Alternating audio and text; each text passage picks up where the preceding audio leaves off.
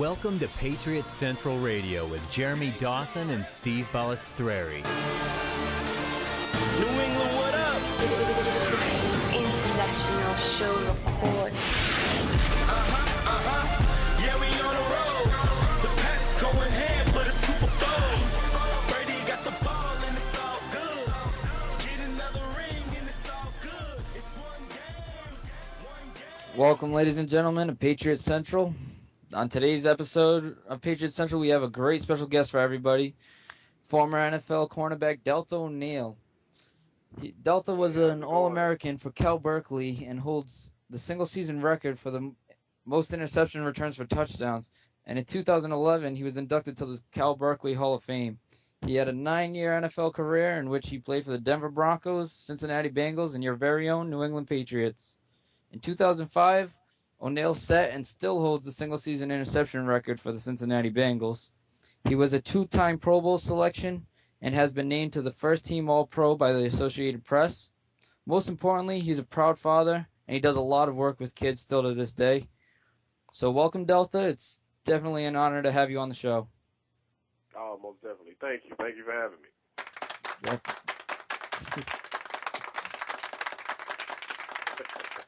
Oh, jeez. All right, so I'm just going to hop right into the questions for you. You were a first-round pick coming out of college, so you definitely understand pressure of coming to a team with high expectations. And the New England Patriots have a reputation to kind of regain and uphold this year. And there's a lot of new players who are definitely going to need to make an immediate impact. So I was wondering what they can expect or what type of advice would you give those young players who may have to be expected to provide an immediate impact? Well, from learning from a lot of wily vets in Denver, like Ray Crockett, Terrell Buckley, and then some of the safeties that I encountered with, like Steve Atwater, even though he didn't play there at the time, but Eric Brown. These guys were, just basically telling me, stay in your books, understand the terminology. Every coverage is pretty much the same. You only get your basic cover 2, cover 3 man, and some type of zero blitz. So, it was basically just learn the terminology and learn how to cope with being a professional, I guess, because coming from college, you got to deal with school. You don't have really nothing else but school and football. And being a pro, that's all you have. That's your job. So take it serious. And, by far the most thing I can tell any rookie, man, stay in your books. Learn your defense or learn your offense. Learn your position. That'll better help you excel as a professional. Definitely. It's definitely a good response. All right, just to address another New England Patriot, I know you asked on Twitter the other day, you said, Pats fans, what are your thoughts about Tebow? So I just wanted to kind of flip that on you and ask you, what are your thoughts on Tebow? I think he might pan out pretty well, being that he's getting all this flack being a first rounder and, Denver let him go. Ironically, Josh McDaniels picked him up. So he's back on the same team who drafted him actually to the NFL. So I guess the expectations for Tebow, for himself, it should just be an honor to be back on the field and, have just exploit your talent. He could be I guess a guy that can come out the backfield. A lot of people tweet about him being a tight end or him being something other than a quarterback. But I honestly think, they could double pass, really. He has an arm, and he's elusive. And my guy Brady, he's an excellent quarterback. But just to have that versatility, Hello? Hello? I think I lost you guys. Hello? Hello? We still got you. Okay. All right. Just being versatile like Tebow is. He can come out of the backfield and run around, do different things. It might be a good addition for the Patriots, being that they lost a great tight end that they had, this past offseason. Right. I mean, I definitely got to agree. I think that people are really underrating the whole McDaniels factor of it. I mean, he was the guy that recruited him, and nobody really talks Right. about that. I don't understand why. And McDaniels is known for kind of messing around with the playbook, like just trying new things all the time. So you never know how if we could see Tebow this year. Steve? Yeah. Delta, Yeah, I mean, I like Tebow though. I like him. I think he's an athlete. You know, he wants to win, and that's one thing that he's going to bring to the table. He's going to have that winning attitude, other than being versatile. You know. Definitely. definitely agree with that. Delta, Steve here. With training camp starting a week from tomorrow, and I heard you mention earlier, learning from wily veterans, and this leads into the first question I wanted to ask you. You were a very established player, 4 years in Denver, then 4 more in Cincinnati. How difficult is it going to a training camp for the first time with a new team after being already established for so long, like in another team? And like when you came to the Patriots. I mean, it's all the same, really. You know, and football's football. If you take the approach of it just being football, then you won't feel like an outsider. You know, you definitely want to have that chemistry amongst the guys that you're going to war with. You know, your other corner or your two safeties, and you know your whole defense. You definitely want to get to feel and get to know them. You know, so. Mm-hmm. Other than that, really, honestly, it's nothing different. It's just in a new city, a new town. Yeah. You gotta wonder. You gotta just wonder if, okay, are the fans dogging his team, or do they really love their team? That's one thing that you look at. But other than that, it's just football. You know, that was my whole deal coming out of Denver going to Cincinnati. You know, I heard a lot of different things about Cincinnati, and you know, that was a program that, you know, really wasn't all that successful in the early 2000s all the way up until, you know, now, and they were more successful in the 90s and 80s. So, you know, when you go to a team that's been to 2 Super Bowls, won them back to back, and then turn around and go to a team that hasn't been, you know, that above 500, I should say, it's kind of hard to swallow. It's kind of hard to deal with, you know, but but you know, you learn to cope, and Marvin Lewis is a great head coach. You know, he turned that team completely around. He did a 360-degree turn with them, and you know, I really appreciate, you know, him for giving me an opportunity to play with him. But going to, you know, the Patriots, it was kind of the same as with the Broncos. You know, that was, you know, that's first class. Both of those teams you look at as first class. They've been successful. You know, they've been to Super Bowls, won them. You know, so you want to be, you know, bringing your A game, I should say. So these rookies that's coming up this season, you know, you're playing with a team that's high powered. So their expectations are far more than what you can imagine. Yeah, I totally get you there. I was you know, playing 9 years as a pro. Who's the toughest wide receiver you think you've ever had to cover? I get this question asked a lot. I would say, you know, I used to go up against Chad Johnson in practice a lot. He was really, really, really good, you know, as far as just all-around quickness, could run good routes. But I would say by far Marvin Harrison from the Indianapolis Colts. I mean, I used to hate going up against this guy because you had Peyton Manning that would pretty much run. He's the old coordinator in Indianapolis. Yeah. And he would just run everything. And I'm like, man, and our coach would sit there and have us running man after man after man. And Marvin Harrison is just shooting down the field, shooting down. I mean, he had wind. Like, I'm like, man, do you ever get tired?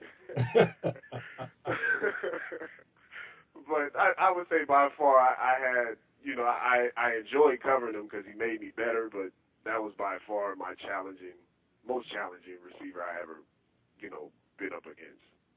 Oh, that's some great insight there, and we appreciate that. Jeremy. All right.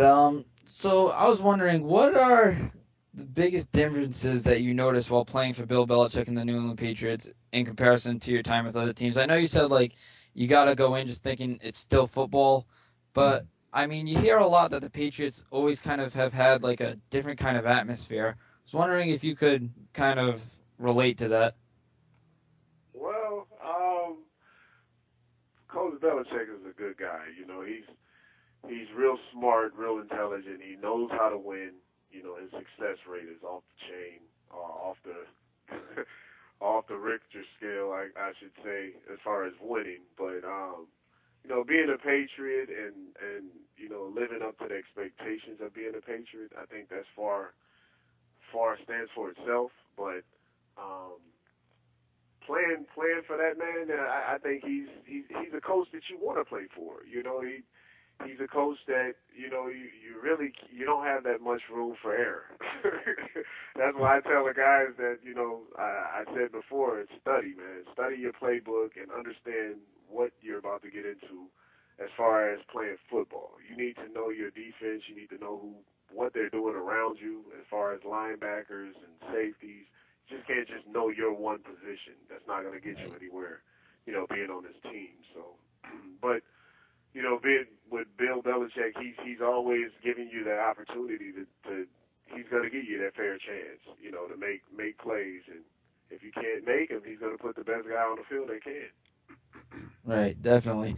Just to put your Twitter on blast again, you also said a lot of things have changed in the NFL. Competition's still there, but the fun has vanished. I was wondering what you've seen change since maybe you were in the NFL. Well, for me, you know, growing up, watching Junior Seau, rest in peace, watching Deion Sanders, watching Morton Hanks. Morton Hanks is actually a rep for the NFL, and I didn't got a fine plenty of times for showboating. I'm like, Morton, how you gonna find me? And you dance the most out of everybody on the field. Right. But I think they're taking the whole fun away from it. Like, you know, they're more protective now, which I understand because you have a lot of concussions and you know you have people getting injured seriously in that matter. But you know, as far as dancing, you know, having fun with your teammates because you scored, I mean, I think that's what most kids, you know, that I grew up with love. They love to see that. Oh, when I make it to the NFL or if I play football, I'm going to be doing this. You know, they emulate everybody that they see on TV. And then once you get to that level, or if you make it to that level and they say, oh, no, you can't do that. Oh, no, you can't do this. Oh, no, you can't do it. It's like it's taking the fun away from it, you know, and I don't know. I think everybody's more concerned about contracts now, which, you know, in a way I understand, but then again I don't. I'm like, man, just play. You know, if you play and your talents speak for itself, you get paid. Why complain about it? But then again, I understand where some of these guys are coming from as far as contract. Because there's another guy on the other side of the continent playing better than, playing just as good as him, or he's playing better than him. He's like, well, why is he getting paid more than me? But you know, it's like a catch-22, I guess. Right, definitely. And I mean, the NFL can't blame these guys for, I don't know if you want to call it being greedy or having their heads in the wrong place as opposed to like the way that it used to be and playing for contracts. Right. Because if you're going to take away these guys going out there and showboating and all this stuff and take away that they're used to playing the game and all of that, I mean, what do you want them to play for other than money? Right. Right. Yeah. But I think they're doing a little too much as far as this quarterback ordeal with sacking the quarterback and how far they can take it and stuff. You know, I mean, I think the Giants was the team where a guy was about to sack the quarterback and they were going to blow the whistle, they didn't, and the DN let him go, and the quarterback ended up throwing the game-winning touchdown. I can't remember what team it was that they were playing. Cam Newton. Yeah, it was Cam Newton. Oh, okay. No, it wasn't. It was no, it was the Panthers though. But you know that cost him the game. You know, and it was clear that he had him, but they were blowing all these whistles like the guy from he was with Pittsburgh, the DN. I can't think of his name right at the moment. But number 92. He was playing with Pittsburgh. He was getting fined like every other week. James Harrison. For sacking the quarterback and hitting the quarterback a certain way. And I'm like, well, you can't really say that a DN is hitting the quarterback a certain way because if you look at Hines Ward was tearing cornerbacks and safeties up. They really don't complain about that, you know? Yeah. So, and I always argue, I'm like, okay, a quarterback and a safety is just as vulnerable as a quarterback. Right. I mean, Hines Especially when Ward. you got guys like Hines Ward. Right, Ed Reed. Or Ed Reed, you know. Right. But I mean, it's just like, you want to see big hits. I mean, ESPN had that jacked up. You don't see that no more because people too fearful of getting a lawsuit put on them or something. So, I mean, it's just like, you know, it's just taking the fun away from it, I think. But there's still good football playing out there, though. Oh, definitely. Steve, couple questions from you? Yeah, I know time is getting short with you. Actually, that was Vince Young who did that, I believe. Oh, okay. Okay. Yeah, but tell us about your football camps. I know you're still giving back to the kids, and I think a lot of our listeners would be interested in hearing about this. Can you tell us a little bit about your football camps? Well, I haven't got it off the ground yet. I'm working with a guy out here. I reside in Georgia right now, and I'm working with a guy out here, Chris Strahan. No relations to Strahan for the Giants, but you know, he's been training kids out here from ages, you know, 10 to college, I should say. And I was introduced to a couple of different people. My son actually plays on a traveling baseball team. He's 6, and they have a facility right across the way from him. And you know, he asked me, you know, he posed a question to me. You know, you should do this. You play in the NFL. You know, you have a lot of knowledge. You should give back. And you know, once he took it to that route, you know, I kind of thought about it, talked it over with my family, and you know, something that we twiddled with it a little bit, but it hasn't really jumped off yet. We're getting it, you know, we're trying to get everything situated. And first and foremost, I'm going to start back at my high school in California because that's where I started playing football. So I definitely got to get back to my high school on that note. But it's just your typical football camp skills and try to enhance the knowledge and the performance of playing football, from jumping from one level like Pee-wee to high school to college to, you know, the pros if need be. And you know, I love to give back. I always was a part of that. I grew up in a Boys and Girls Club, so that was nothing new to me. Always helping a little kid younger than myself. That's all the questions we have for today. So I definitely just want to thank you for coming on, and definitely come on anytime you would like again. Okay. Well, I got your number, Jeremy, so definitely, man, keep in touch. And we want to thank you for listening to Patriots Central.